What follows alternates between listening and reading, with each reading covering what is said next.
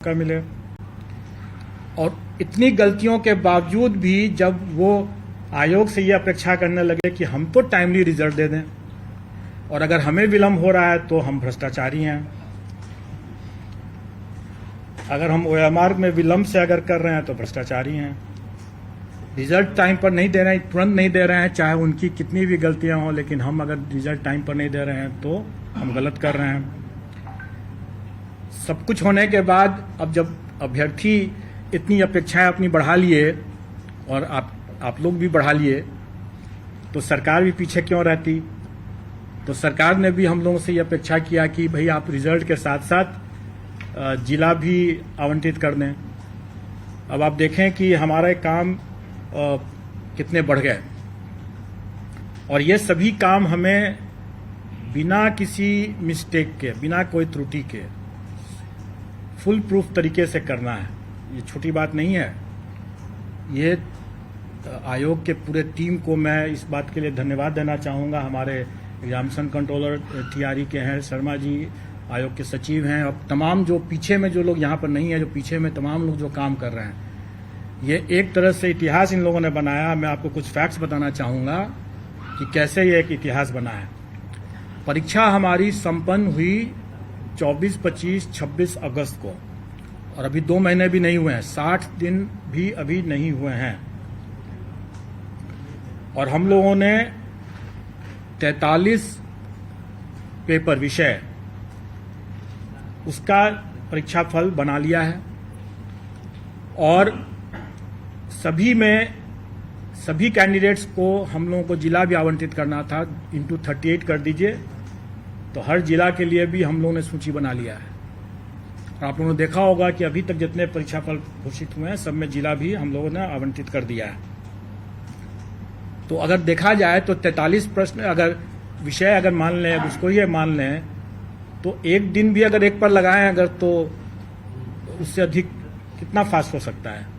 दूसरा ये भी कि आज तक बीपीएससी के इतिहास में इतनी जल्दी इतने ढेर सारे रिजल्ट्स नहीं दिए गए हैं, ये प्रथम हुआ है। दूसरी बात, जो लोग कहते रहे कि हम लोगों ने रिलैक्स कर दिया क्वालिफाइंग कट ऑफ को 75% हासिल करने के लिए इस उद्देश्य से और इसमें गुणवत्तापूर्ण शिक्षा प्रभावित हुई, तो ऐसी कोई बात नहीं है। आप लोगों को ये सुखद आश्चर्य होगा और ये बात तो हम लोगों को भी अनुमान था कि बिहार के अभ्यर्थी काफ़ी काबिल हैं और उन्हें ये इनका काफ़ी एक्सपीरियंस भी है, तजुर्बा है ऐसे प्रतियोगी परीक्षाओं को देते रहने का, और इसीलिए हम लोग कॉन्फिडेंट थे। जबकि कई लोगों ने इस बात को उठाया था कि बड़ा कठिन प्रश्न आ गया है, कैसे होगा, क्या होगा, लेकिन मैं आप लोगों को बता दूं कि कुछ ही 2-3 ही विषय छोड़ करके, और उसमें निश्चित तौर पर वो प्राथमिक का जो मामला था जिसमें कि सबसे ज़्यादा लोग विवाद कर रहे थे कि बड़ा टफ क्वेश्चन आ गया है, उसमें तो बिल्कुल ही नहीं। किसी भी विषय में 1-2 विषय को छोड़ करके, 1-2 मामले को छोड़ करके, किसी भी मामले में हमें अपने क्वालिफाइंग कट ऑफ को रिलैक्स करने की जरूरत नहीं पड़ी। सभी अभ्यर्थी अच्छी गुणवत्ता के हैं और जो सफल हुए हैं वो निश्चित तौर पर अच्छे लोग हैं। इस परीक्षा में हम लोगों ने बड़े पैमाने पर टेक्नोलॉजी का उपयोग किया। कुछ की बानगी तो आप लोगों ने यहाँ के आयोग के हमारे कमांड कंट्रोल रूम को भी देख करके आप लोगों ने समझ लिया होगा। कुछ की बानगी जो मुन्ना भाई पकड़े गए उन्हें भी अब समझ में आ गया होगा। और इसके अलावा जो मैं बार बार ये कहता रहा हूँ कि जो कार्य हम पर्दे के समक्ष करते हैं वो सब लोग देखते हैं, सब लोग के नज़र में रहता है, लेकिन उससे कहीं ज़्यादा कार्य जो होता है वो पर्दे के पीछे भी होता है और पर्दे के पीछे का कार्य महत्वपूर्ण होता है, लोगों की नज़र में नहीं रहता है, इसलिए ज़्यादा उसमें हम लोगों को एहतियात बरतने की ज़रूरत पड़ती है। आज जो हम इतने परीक्षा फल को बनाए हैं और आज जो हम जिला आवंटन कर पाए हैं इतने कम समय में, इसका श्रेय जाता है हम लोगों के टेक्नोलॉजी को यूज़ करने का। हम लोगों ने सारा चीज़ सॉफ्टवेयर से किया, रिजल्ट भी बनाया सॉफ्टवेयर से और डिस्ट्रिक्ट एलोकेशन भी सॉफ्टवेयर से हम लोगों ने किया है। और इसको हम लोगों ने आगे बढ़ाते हुए, चूंकि हम लोगों ने देखा कि डॉक्यूमेंट वेरिफिकेशन के समय जो हम लोगों ने 11th, 12th and 9th, 10th का जो डॉक्यूमेंट वेरिफिकेशन का काम कराए, उसमें हम लोगों ने पाया कि अभ्यर्थी आवेदन देते समय 1000 तरह की गलतियां कर बैठे थे। उसके बाद जब वो वहां पर डॉक्यूमेंट वेरिफिकेशन के लिए आए तो उसमें भी कई गलतियां हुए, क्योंकि कई लोगों का तो पूर्ण वेरिफिकेशन हो गया, लेकिन कुछ लोगों का पार्शियल हुआ। बड़े पैमाने में अभ्यर्थियों अनुपस्थित रहे जानबूझ करके, क्योंकि जब हम लोगों ने उनके डॉक्यूमेंट्स को जो उन्होंने आवेदन में जो दिया था उनको हम लोगों ने जब वेरीफाई किया तो हम लोगों ने पाया कि वैसे लोग जानबूझ करके अनुपस्थित रहे, क्योंकि उसके पहले 500 लोग ऐसे थे जिनका डॉक्यूमेंट वेरिफिकेशन में बिल्कुल ही अप्रमाणित पाया गया। और जिनका अप्रमाणित पाया गया उसके डॉक्यूमेंट्स की जब हम लोगों ने यहाँ से भी हम लोगों ने जब जांच किया तो हम लोगों ने पाया कि वाकई में वो सही तरीके से ही बाहर किए गए हैं। और शायद उन लोगों को ये भनक थी कि हम लोग उस पर कड़ी कार्रवाई करेंगे, और इसीलिए बड़े पैमाने पर कई अभ्यर्थी डॉक्यूमेंट वेरिफिकेशन के लिए नहीं आए। लेकिन कई ऐसे जेन्युइन अभ्यर्थी भी हो सकते हैं जो डॉक्यूमेंट वेरिफिकेशन में नहीं आए, क्योंकि हम लोगों ने उनका भी डॉक्यूमेंट अपने स्तर से चेक करने की कोशिश की। कुछ लोगों का पार्शियल वेरिफिकेशन हुआ था, उन लोगों का भी हम लोगों ने डॉक्यूमेंट देखा।